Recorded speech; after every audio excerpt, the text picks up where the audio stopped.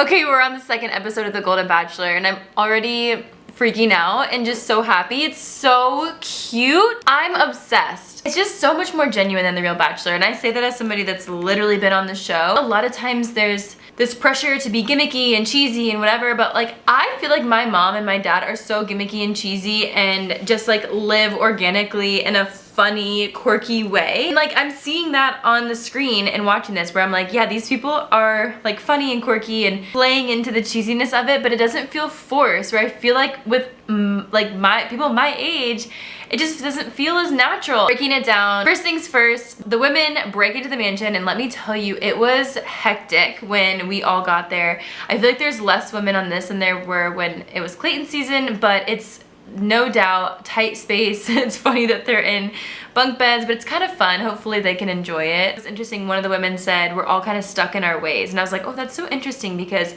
I feel stuck in my ways at 30 that it'd be hard for me to let someone into my life at this point. So it's got to be even harder when you get to a certain age when you're just like, oh, I'm just so comfortable with how things are, like I'm good. Okay, Teresa gets the first one-on-one. Immediately, her background story talking about her late husband has me emotional. Gut-wrenched hearing that story and hearing her say, you know, you expect to be with somebody for a lifetime, and then events happen and you don't end up together. That just broke my heart. Also, it makes you rethink everything. You know, you just think your life's gonna go a certain way and it's just not. I thought it was so beautiful that her late husband kind of gave her that blessing and said, I want you to find somebody else. That's pretty special. Gary and Teresa are driving down the road. He's a little bit nervous and it's a little bit uncomfortable, and she just touches his shoulder.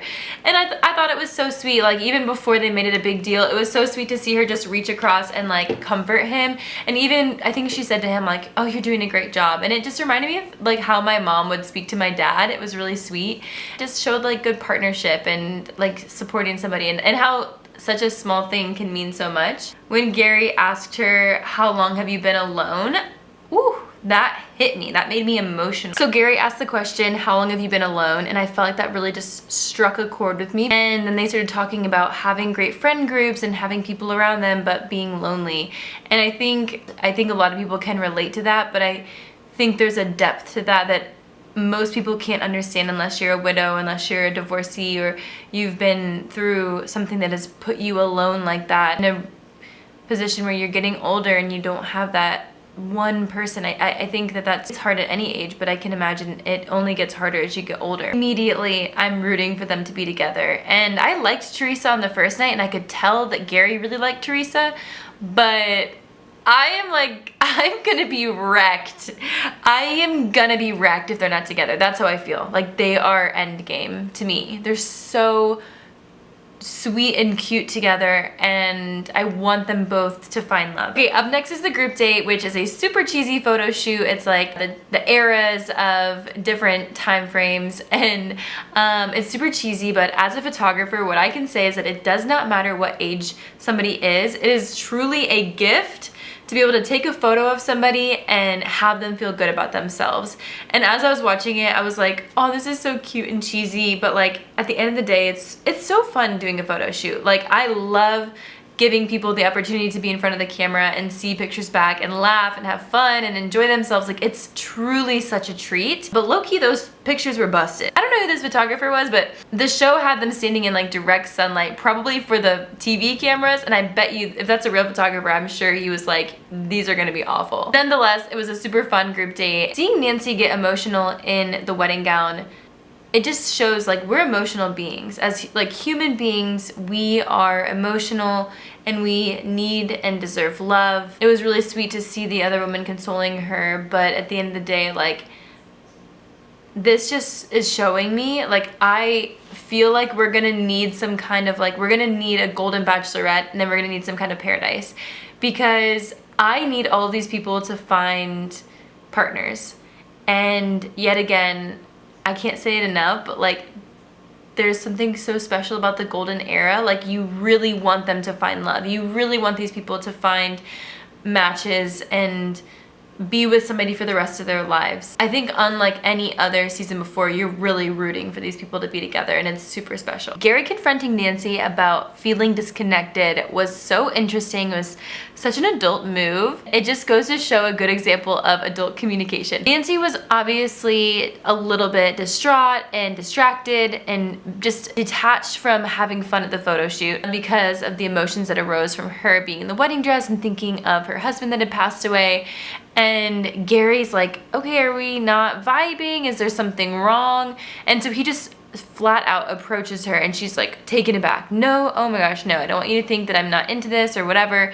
I need you to know this is why I was feeling that way earlier. And then it just brings them closer. It's just such a good example of how being vulnerable, clear communication can bring two people together even if they're feeling distant like they were earlier in the day. Honestly, talking with Gary about the hearing aids was really sweet and endearing. I don't know that they're like a perfect match, but I do think that she sees a lot in him and she sees potential and a future, potentially a future there. I thought it was so cute that he did the little whisper in the ear, and yeah, it's very endearing. I totally know how that feels when you have such a great moment and you're like, oh, I feel like I might get the group date rose, and it goes to somebody else and you're like, how could that person have had like a more special moment than what I had with that person? And sometimes it's not even that they had a more special moment, but sometimes it's important what happened with Nancy versus what happened with Leslie. It was like two different sort of levels of conversation, the depth in which they were able to go with Gary. And so it's like, it really isn't one over the other, but in that instance, like, it probably meant so much for Nancy to get that rose. It was really sweet to watch, but I think Gary probably thought a lot of Leslie as well. Faith got the first impression rose. She didn't get to go on the group date. She didn't get the one-on-one, and she said, feeling like I'm falling behind. I feel different from the other women. I think it can be really hard getting the first impression rose and also just being there around a bunch of different kinds of women in general. I think it's just a tough scenario to be in, and to be thrown back into that as a senior, I think it's unlike anything you're gonna experience at that point in your life. But I'm like, don't be hard on yourself, Faith. You are amazing and wonderful and beautiful. And Gary obviously feels strong enough about your connection that he didn't need to put you on either one of those dates, and yours is probably coming. Gary and Joan talking in the bunk bed was super sweet. It's kind of like showing the different places of grief with the women. I feel like some of the women have been widowed for 9 years and maybe feel more ready to move on. And in this case, Joan was saying, you know, she thinks she's kind of in this like guilt phase. And I think that there's probably no right or wrong time to move on. I have to wonder, I'm like, oh, maybe she's not quite ready yet. I don't know. I wouldn't say that or speak for her, but kind of hearing their conversation, you can kind of see the different places that people are in with the mourning of their partners. This is why I started out this is why I was doing this, because I'm on the commercial break, and Ellen's reaction to getting the photo framed was so sweet and broke my heart. I can't say it again. If like any Bachelor producers are watching this ever, please do some kind of golden paradise, I don't know, something. I am like desperate for these women to find partners, and I don't know if Ellen is gonna be with Gary at the end of this. For her to talk about how special he made her feel, it broke my heart, but it also gave me so much hope. And like, Ellen, you deserve to feel special. You deserve someone who is going to make you feel special. And I hope it's Gary maybe, but like, if not, I hope that I hope that you know that you deserve someone to make you feel that special. And then finally, the rose ceremony was so somber. Gary was crying. I love this man. He is such a sweetheart, and you could tell that he is an empath and that he knows how hard this is and how, you know, painful and sad it is to let these people go. And Jeannie, as she left, I mean, she just left with such grace. She is such a beautiful, wonderful, kind-spirited woman, and what she said was that a lot of those women are giving up on hope to find anybody else, but to meet Gary and to meet a nice guy gave her hope again, hope to find love. And I think that's what the Golden Bachelor is doing for so many people, like including myself. It sounds so silly, but something about the Golden Bachelor gives people hope. I freaking love this show. I think it's amazing, and I hope it sticks around for a long, long time. That was episode 2. Come back next week. I will have episode 3 done for you guys, and I already can't wait.